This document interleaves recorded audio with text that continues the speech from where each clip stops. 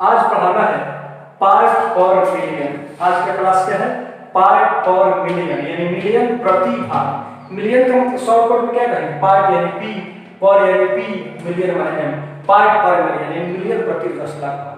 देखिए परसेंट निकाला जाता है 100 पर, क्योंकि सेंट माने सैकड़ा, तो पर माने प्रति, सेंट माने सैकड़ा। प्रति 100 पर जो निकाला जाता है उसको कहते हैं परसेंट। जैसे मान लिया कोई सामान खरीदे 100 रुपया का, उसमें 20 रुपया का छूट मिल गया तो कहेंगे 20% छूट। इसी तरह मान लिया फल खरीद के लाए, उस फल में 10 फल सड़ा हुआ है तो कहेंगे 10% सड़ा हुआ है। इसी तरह मान लिया कोई सामान खरीदने गए, मान लिया कोई फल लाए, उस फल में 100 फल में 10 लीची है तो कहेंगे 10% लीची है। तो परसेंट निकाला जाता है 100 पर, इसलिए नाम है पर माने प्रति, सेंट माने 100। जो 100 पर निकाला जाता है वो परसेंट हुआ। इसी तरह यहाँ पर पार्ट पर मिलियन, यानी मिलियन में जो पार्ट निकाला जाएगा उसी को कहते हैं पार्ट पर मिलियन। यानी सॉल्यूशन रहेगा, मिलियन का मतलब क्या होता है? मिलियन का मतलब होता है 10 लाख। मिलियन का मतलब 10 का पावर 6 यानी 10 लाख। मिलियन का मतलब क्या होगा? 10 लाख। तो परसेंट निकाला जाता है 100 पर और पीपीएम निकाला जाता है प्रति 10 लाख पर, क्योंकि मिलियन का मतलब होता है 10 लाख। तो परिभाषित इसको कैसे करेंगे? परसेंट इसलिए समझा रहे हैं कि समझाने के लिए कि जिस तरह परसेंट हुआ इसी तरह पर मिलियन हुआ। परसेंट 100 पर मिलियन, मिलियन में 10 लाख, तो 10 लाख पर पीपीएम निकालते हैं। तो पीपीएम क्या है? तो किसी सॉल्यूशन के कंसंट्रेशन को मापने का एक तरीका है। क्या है पीपीएम?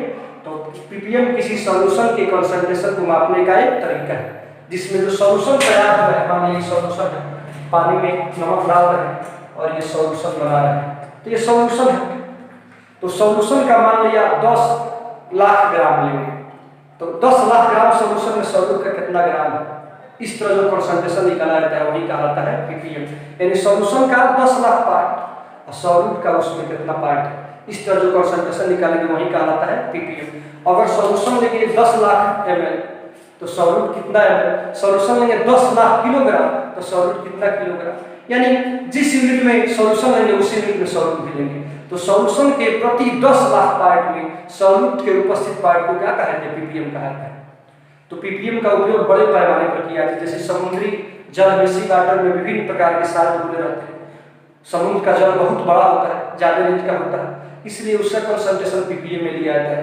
एयर क्या है? एयर भी क्या है? एक सॉल्यूशन है, उसमें भिन्न भिन्न गैसें भरी रहती है, तो एयर में विभिन्न गैसों का कंसंट्रेशन भी पीपीएम में लिया जाता है। तो पीपीएम का उपयोग बड़े पैमाने पर किया जाता है। तो क्या किया जाता है? पीपीएम है क्या? तो सॉल्यूशन के प्रति 10 लाख पार्ट में सॉल्यूट के पार्ट को पीपीएम कहा जाता है। सॉल्यूशन के प्रति 10 लाख पार्ट में सॉल्यूट के पार्ट को पीपीएम कहा जाता है। तो लिख लीजिए इसको, द पार्ट ऑफ सॉल्यूट यानी सॉल्यूट का पार्ट तो कितना मिलता है? In each 1 million part of solution, यानी सॉल्यूशन के प्रति 10 लाख पार्ट में सॉल्यूट का पार्ट इज कॉल्ड कहा जाता है पीपीएम। सॉल्यूशन के प्रति 10 लाख पार्ट में सॉल्यूट के पार्ट को पीपीएम कहा जाता है। तो इसको उतार लीजिए, हिंदी लिखा दे। चलिए हिंदी लिख लीजिए। किसी घोल के प्रति 10 लाख भाग में, किसी घोल के प्रति 10 लाख भाग में उपस्थित घुल्य के भाग, किसी घोल के प्रति 10 लाख भाग में उपस्थित घुल्य के भाग को पीपीएम कहा जाता है। किसी घोल के प्रति 10 लाख भाग में उपस्थित घुल्य के भाग को पीपीएम कहा जाता है। तो पीपीएम क्या है? कंसंट्रेशन मापने का एक तरीका है। मिलियन का मतलब होता है 10 लाख, तो सॉल्यूशन के 10 लाख पार्ट में सॉल्यूट के पार्ट को पीपीएम कहा जाता है। इसका उपयोग बड़े पैमाने पर किया जाता है। बात आपको समझ गई? इस एग्जाम्पल द्वारा समझिए। जैसे देखिए मापा गया है, कुछ दिन पहले की बात है, दिल्ली का एयर का एक नमूना लिया गया। तो दिल्ली के एयर के नमूने में SO2 गैस जो मोटरसाइकिल या विभिन्न डीजल वाहन से उत्पन्न होता है, धुएं से उत्पन्न होता है, तो दिल्ली के एयर में देखा गया कि SO2 का कंसंट्रेशन 10 ppm। दिल्ली के एयर में SO2 का कंसंट्रेशन कितना है? 10 ppm है। इसका मतलब क्या होगा कि दिल्ली का अगर 10 लाख ml हवा लेंगे तो उसमें SO2 कितना रहेगा? 10 ml रहेगा। दिल्ली का कितना लेंगे? अगर 10 लाख ml हवा लेंगे तो उसमें SO2 कितना रहेगा? 10 ml रहेगा। यही पीपीएम का मतलब है। तो चलिए एग्जाम्पल लिख लीजिए। concentration of SO2 in air of Delhi is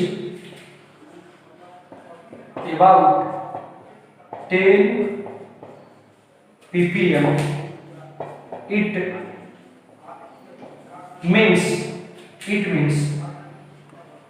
each 10 lakh का मतलब 1 million. It means each 10 lakh ml air of Delhi के हवा